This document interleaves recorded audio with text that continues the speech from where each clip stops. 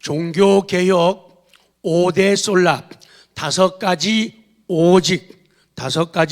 오직에 대한 말씀을 드리며 오늘 네 번째 시간 오직 은혜에 대한 말씀을 우리가 상고하도록 하겠습니다. 종교개혁 이전에 로마 가톨릭 교회 지도자들도 기본적으로 지난번 말씀처럼 기본적으로 하나님께서 은혜로 인간을 구원하신다는 진리를 알고 믿고 있었습니다. 그때도 그리스도의 은혜, 하나님의 은혜로 구원받는다는 그런 진리를 사람들이 믿고 있었어요. 누가 제게 성경을 보여주셔가지고 제가 천주교 성경 갈라디아 2장 말씀을 우리하고 똑같아요. 그러나 우리는 사람이 하느님과의 올바른 관계에 놓이는 길이 율법을 지키는 데 있지 않고 예수 그리스도를 믿는 데 있다는 것을 알고 있습니다. 천주교 성경은 이렇게 되어 있어요. 뜻이 거의 똑같아요. 세상의 교회가 하나일 때, 그래서 우주적인 하나의 교회, 그래서 가톨릭이라는 말을 쓰는 거예요. 그랬더니 교회가 하나였어. 근데 교회가 말씀을 가지고 있는데 말씀에서 이탈되고 위반되어서 무너지고 망가져가고 있었다 그 말이죠. 그 시대에도 성경은 있었고 성경은 말하여졌어요. 그런데 항상 성경이 그리고 역사가 증언하는 것이 뭔가 하면 하나님의 은혜로 구원을 받습니다. 그런데 그것 가지고는 부족해요. 우리 인간들의 수고와 노력, 선행, 성자들의 선행, 전에 잉여 공로, 잉여의라고 말씀드렸죠. 복자들의, 그래서 그런 사람들의 잉여의 공로가 있기 때문에 남기 때문에 그것을 빌려오고 얻어서 받아서 사람들이 선을 이루고 의로워지고 이런 길로 가는 그런 무너짐의 삶이 있었다 그 말이에요. 구원의 완성을 위해서는 하나님의 은혜가 필요하지만은 은혜와 더불어 동시에 사람에게 주어진 자유의지에 의한 인간의 협력, 나의 협력이 동반이 되어야 구원이 이루어지고 완성된다 하니까 문제가 되는 거예요. 영국의 금욕적인 수도사이고 신학자였던 펠라기우스라고 하는 유명한 사람이 있었죠. 이분은 말하고 주장하기를 하나님이 자유의지를 주셨기 때문에 그들이 자유의지를 가진 사람들이 구원을 받든지 말든지 선택할 수 있다. 구원받고 안 받고를 내가 선택할 수 있다. 굉장히 좋은 말 같이 들리지만은 하나님의 주권을 약화시키고 하나님의 능력과 사랑을 완화시키는다는데 문제가 있는 거예요.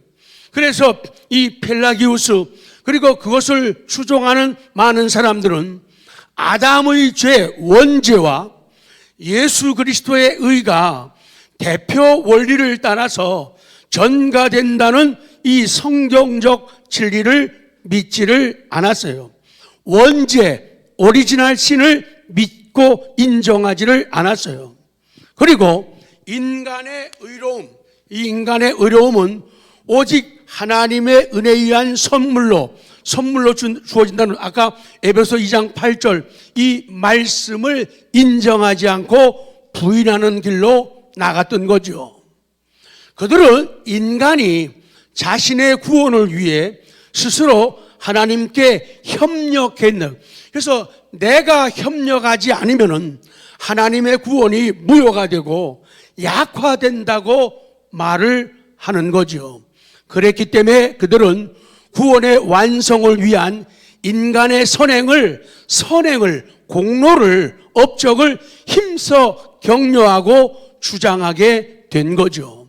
두 번째, 오직 은혜. 2장 8절을 강조합니다. 시작. 너희는 그 은혜에 의하여 믿음으로 말미암아 구원을 받았으니 이것이 너희에게서 난 것이 아니요 하나님의 선물이라. 그렇죠. 너희는 뭐에 의하여?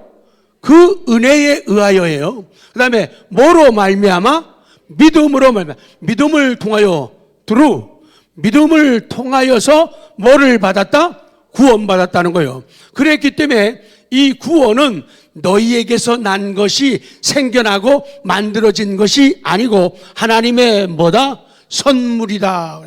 그래서 하나님의 이 구원의 선물, 이 선물을 받은 사람들은 감격하게 되고 설렘을 가지고 그리고 힘과 용기를 가지고 고난도 역경도 짓밟고 그것을 비웃으면서 의롭게 십자가의 길을, 고난의 길도 감사하며 노래하며 춤추며 갈 수가 있는데 그 변화된 모습이 바로 여러분들의 모습이고 나의 모습이다. 아멘. 그 말씀이에요.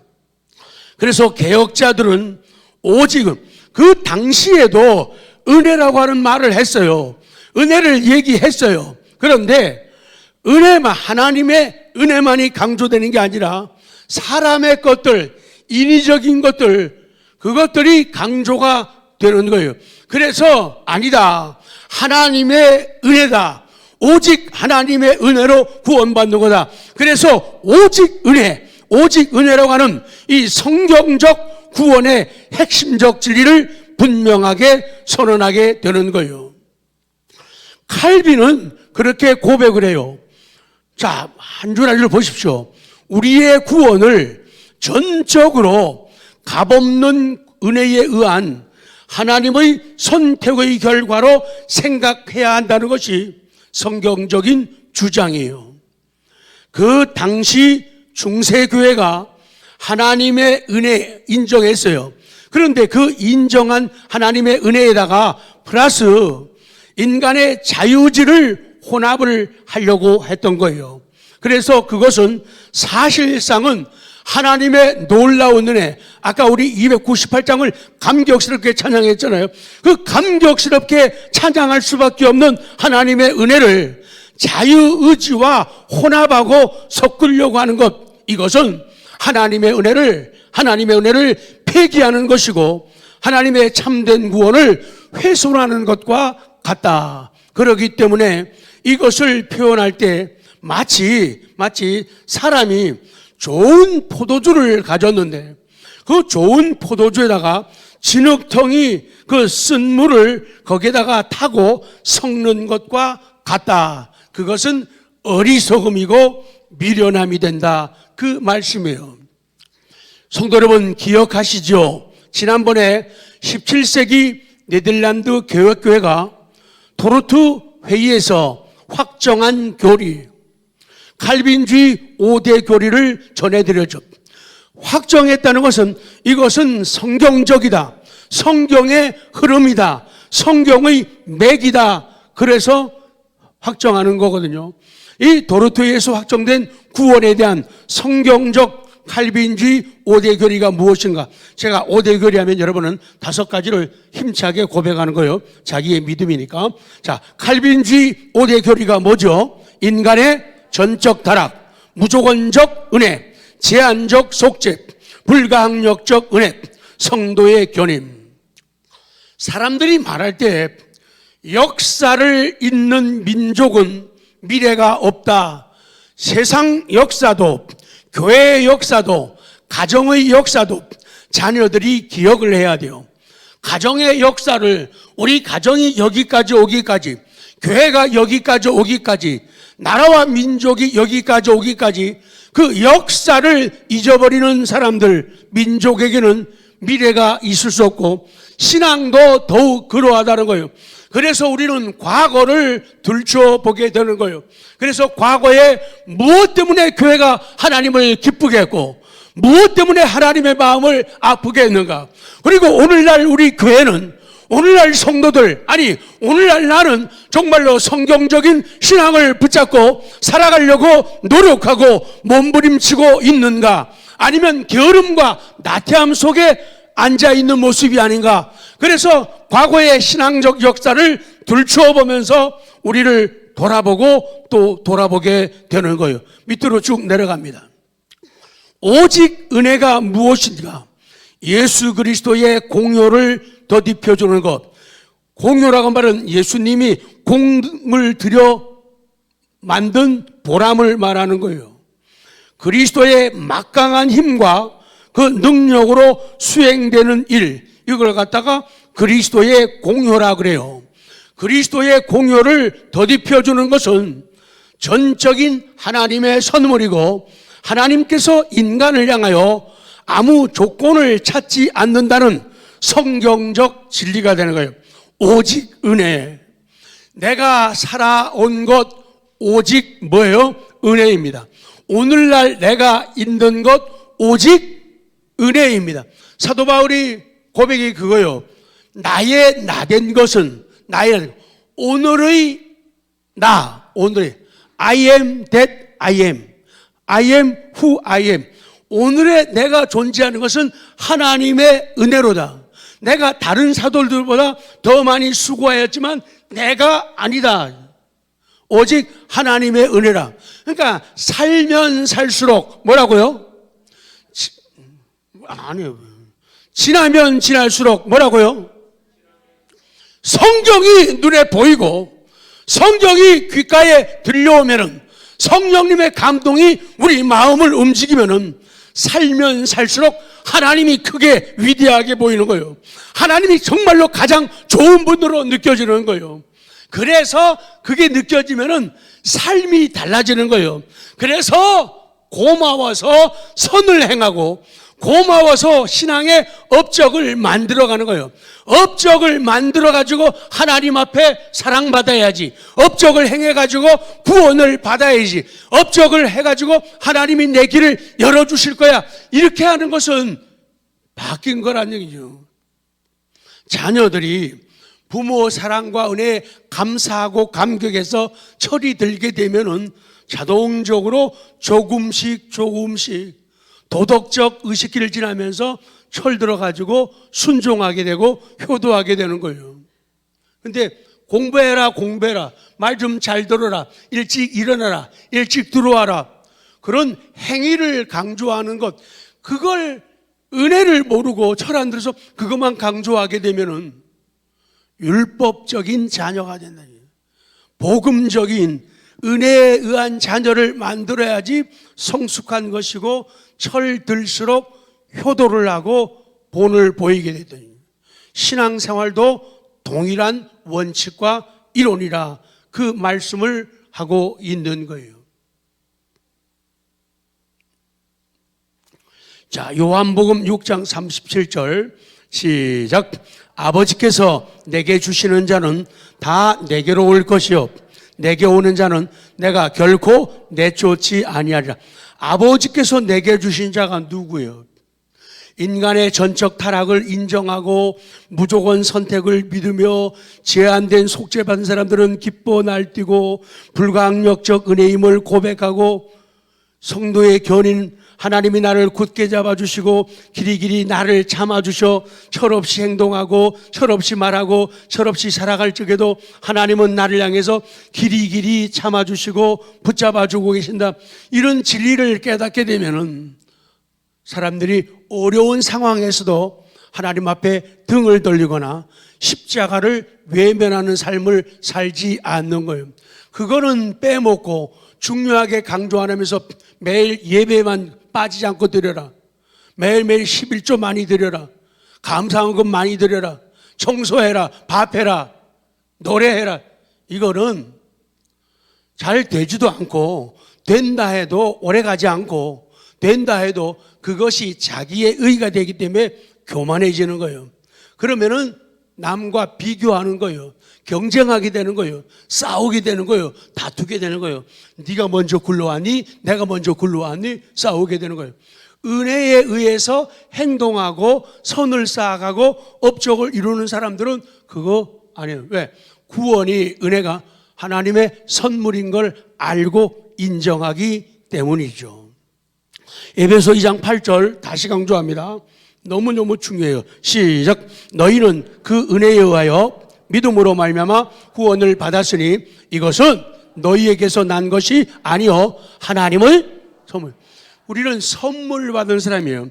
그 선물이 고마운 사람, 감격한 사람은 하지 말래도 해요. 오지 말래도 해요. 집에서 문 걸어 잠그고 코뼈 부러뜨리고 다리 몽둥이 부러뜨려도 오더라고요.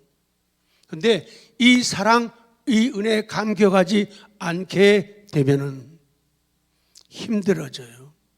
매우 심히 엄청 어려워요. 그래서 원리를, 성경을 먼저 붙잡으라. 그래서 복음적 신앙이 이어야지. 율법적 신앙이 나쁘다는 게 아니라 율법적 신앙은 철드는 게 오래 걸리고 힘들어요. 믿음이라는 게 무엇인가? 믿음 역시 하나님의 뭐라고요? 선물이에요. 그러나 우리의 믿음조차도 구원의 은총을 받는 통로 역할을 하는 거예요. 통로, 파이프 역할을 한다. 절대로 우리는 행위의 대가로 구원을 받지 않아요. 그래서 오직 은혜의 교리는 인간의, 같이 할까요? 그래서 오직, 같이 갑니다. 시작. 그래서 오직 은혜의 교리는 인간의 신앙적 행위를 강조하는 업적을 비판하는 데 목적이 있고, 인간의 신앙적 행위를 강조하는 의를 비판하는 데 목적. 오직 은혜, 오직 은혜, 오직 은혜. 그래서 우리는 오직 은혜를 고백하는 거예요. 왜냐하면 우리의 구원은 오직 은혜에 의한 것이기 때문에요. 영상 좀 부르기엔 너무 어려운 것 같아서 영상 보면서. 이 찬양을 하신 분이 박정호 장로님이라고. 참 찬양을 잘하시죠. 저보다 더 잘하죠. 게임도 안 돼. 뭐라고요? 잽도 안 된다고요? 네. 근데 이 장로님이 암 걸렸어요. 그래가지고 수술을 했잖아요. 그래서 전에 찬양을 잘하셨지만은 암 걸리고 나서 인생이 또 달라졌어요. 그래서 목소리는 이렇게 들어보니까 이 목소리하고는 너무 다르더라고요. 근데 수술하고 전에 몸이 좋으셨잖아요. 근데 지금은 쏙 빠져가지고 아주 가볍게 날씬해가지고 하나님의 은혜를 각 교회 다니면서 간증하고 찬양하고 또 다른 또 은혜를 또 이렇게 주시더라고요. 그래서 우리 대련 선생님이랑 우리 찬양팀도 목소리 저처럼 갈라지기 전에 좀 영상 좀 남겨놔야 되지 않아요? 유튜브에 올라가도 찬양팀 이것도 안 보여. 뭐 안 보여? 응, 안 보여요. 다 때가 있거든요. 그래서 성도 여러분, 오직 은혜, 이 은혜를 빼앗기지 마시기 바랍니다. 결코 놓치지 마시기 바랍니다. 이 은혜를, 오직 은혜 잊지 마시기 바랍니다. 나의 모든 것은 하나님의 은혜에 의한 것이다. 우리는 하나님의 은혜에서, 하나님의 은혜라고 하는 것에서 단순한 그것을 제거하려는 인간의 노력은 저항하고 거부해야 돼요. 그리스도의 십자가 사역을 헛수고 되게 만들려는 모든 노력에 대해서는 저항하고 거부해야 돼요. 말씀 그대로 우리는 영적으로 죽었던 죄인입니다. 죽을 수밖에 없는 죄인이 아니에요. 죽을 수밖에 없는 죄인들을 위하여 아니라 죽었던 죄인이에요. 우리는 은혜로 말미암아 하나님의 주권적 행위에 의해서 구원받기로 선택되었고, 은혜로 말미암아 우리는 하나님의 능력으로 지키심을 받습니다. 그래서 오직 은혜라는 것은 우리 인간이 하나님께 아무것도 요구할 수 없다는 것을 뜻하는 거예요.